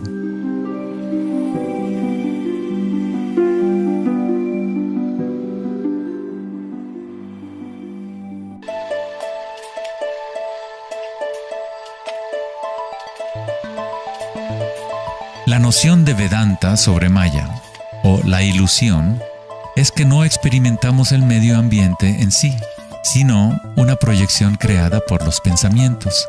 Por supuesto, tus pensamientos te permiten experimentar el mundo vibratorio de cierta manera, pero nuestra ecuanimidad interior no tiene que estar supeditada a acontecimientos externos. La creencia en un mundo externo independiente del sujeto que percibe es fundamental para la ciencia. Pero nuestros sentidos solo nos entregan información indirecta. Nuestras nociones acerca de este mundo físico creado por nuestra mente están siempre filtradas por nuestros sentidos y, por lo tanto, siempre son incompletas. Hay un campo de vibraciones que subyace en todos los sentidos. Las personas con una condición llamada sinestesia a veces sienten este campo vibratorio de diferentes maneras. Los sinestésicos pueden ver los sonidos como colores o formas, o las cualidades asociadas de un sentido hacia otro. La sinestesia se refiere a una síntesis o amalgama de los sentidos. Los chakras y los sentidos son como un prisma que filtra una serie de vibraciones. Todas las cosas del universo están vibrando a diferentes velocidades y frecuencias. El ojo de Horus se compone de 6 símbolos. Cada uno representa uno de los sentidos. Al igual que el sistema védico antiguo, el pensamiento se considera un sentido.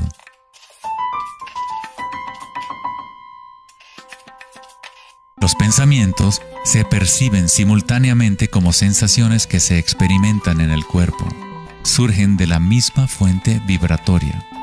El pensamiento es simplemente una herramienta, uno de los 6 sentidos, pero lo hemos llevado a un estado tan elevado que nos identificamos con nuestros pensamientos. El hecho de que no identificamos el pensamiento como uno de los 6 sentidos es muy significativo.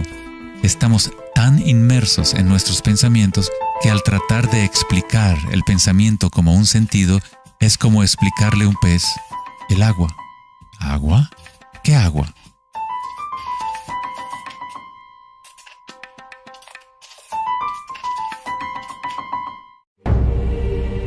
En las Upanishads se dice, no lo que el ojo puede ver, sino mediante lo cual puede ver el ojo. Toma conciencia de eso para ser Brahma, el Eterno, y no lo que la gente aquí adora. No lo que el oído puede escuchar, sino mediante lo cual puede escuchar el oído. Toma conciencia de eso para ser Brahma, el Eterno, y no lo que la gente aquí adora.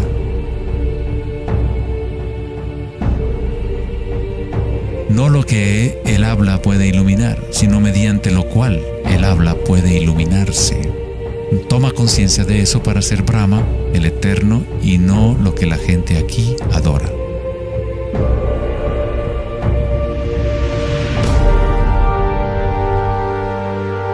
No lo que la mente puede pensar, sino por lo cual la mente puede pensar. Toma conciencia de eso para ser Brahma, el Eterno, y no lo que la gente aquí adora.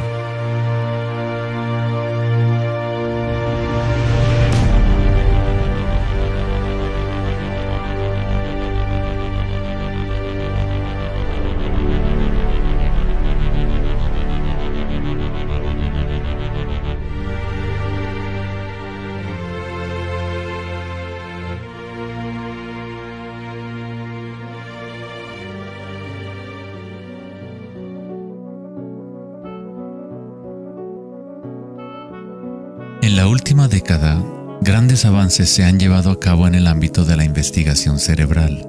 Los científicos han descubierto la neuroplasticidad, un término que expresa la idea de que el cableado físico del cerebro cambia según los pensamientos que se mueven a través de él. Como expresó el psicólogo canadiense Donald Hebb, las neuronas que se ponen en marcha al mismo tiempo se conectan entre sí. Las neuronas se conectan al máximo cuando una persona entra a un estado de atención ininterrumpida. Lo que esto significa es que es posible dirigir tu propia experiencia subjetiva de la realidad.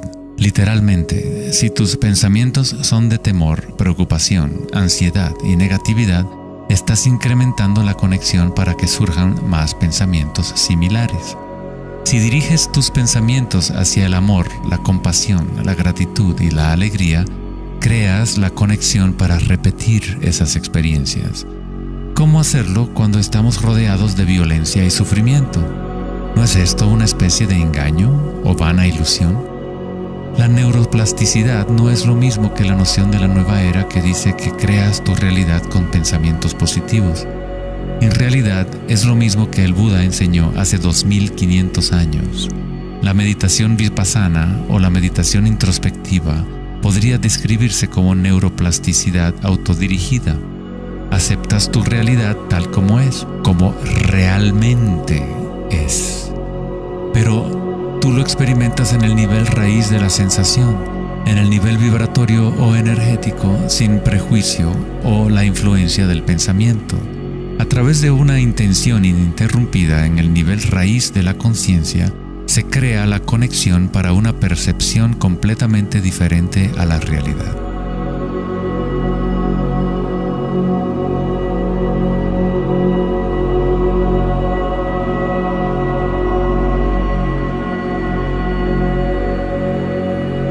La mayor parte del tiempo lo entendemos al revés. Estamos permitiendo constantemente que las ideas sobre el mundo exterior conformen nuestras redes neuronales, pero nuestra ecuanimidad interior no tiene que estar supeditada a acontecimientos externos. Las circunstancias no importan, solo mi estado de conciencia importa. Meditación en sánscrito significa estar libre de cualquier tipo de medición o evaluación, libre de toda comparación, de todo devenir. No estás tratando de convertirte en algo más, estás de acuerdo con lo que es.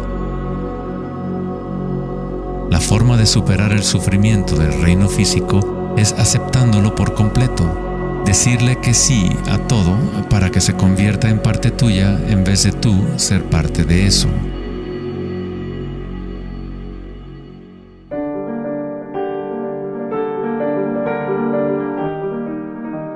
¿Cómo se puede vivir de tal manera que la conciencia deje de estar en conflicto con su contenido?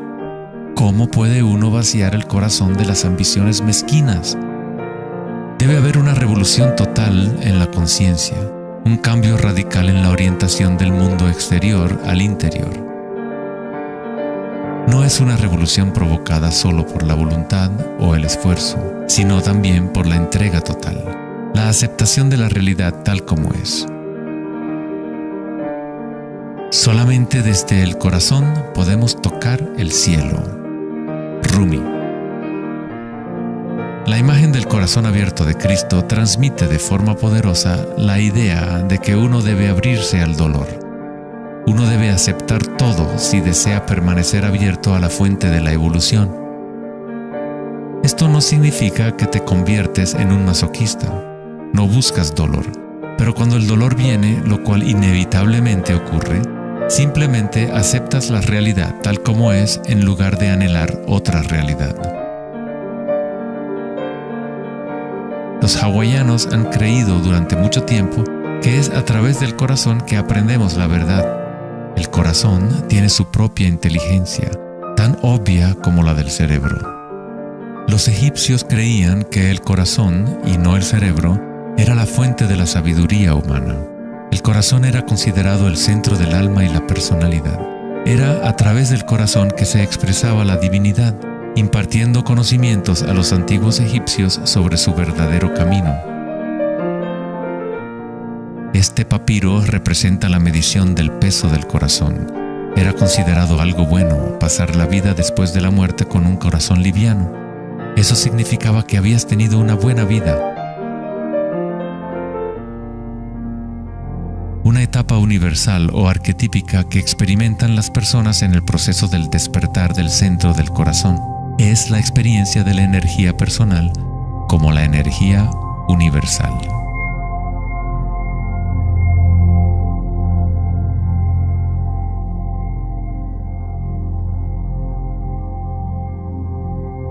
Cuando te permites sentir este amor, ser este amor, cuando conectas tu mundo interior con el mundo exterior, entonces todo es uno. ¿Cómo podemos experimentar la música de las esferas? ¿Cómo se abre el corazón?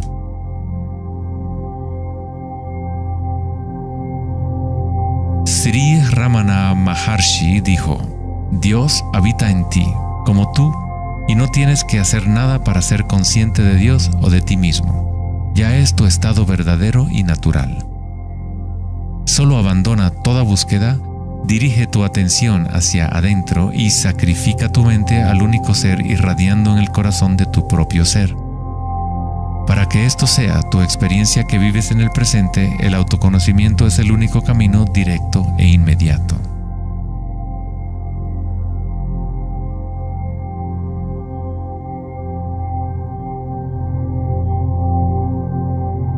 Cuando concilias y observas las sensaciones internas, tu vitalidad interior, estás observando en realidad el cambio. Esta fuerza del cambio es el surgimiento y la muerte que ocurren cuando la energía cambia de forma. El grado en que una persona ha evolucionado o alcanzado la iluminación es el grado en que uno ha adquirido la capacidad de adaptarse a cada momento o a transmutar la corriente de circunstancias humanas, siempre cambiantes, el dolor y el placer en gozo.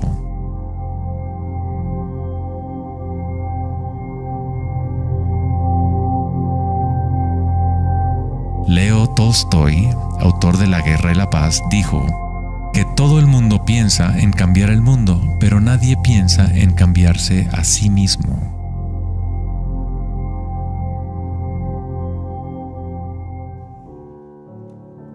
Darwin dijo que la característica más importante para la supervivencia de la especie no es la fuerza o la inteligencia, sino la capacidad de adaptación a los cambios.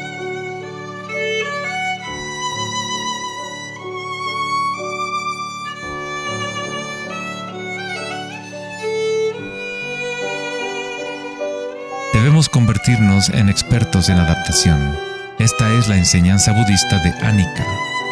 Todo está surgiendo y desapareciendo, cambiando. El cambio es constante. El sufrimiento existe solo porque nos apegamos a una forma particular.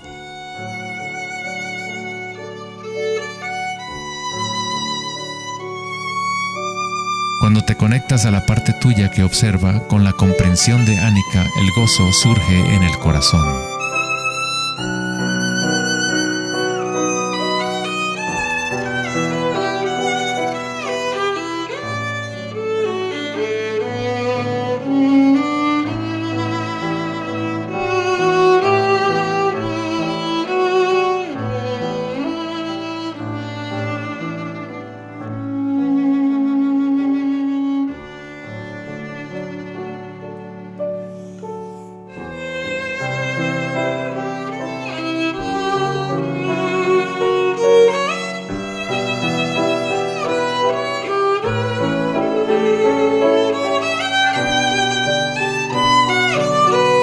Santos, sabios y yogis a lo largo de la historia han descrito de una manera unánime la unión sagrada que se produce en el corazón, ya sean las obras de San Juan de la Cruz, los poemas de Rumi o las enseñanzas tántricas de la India.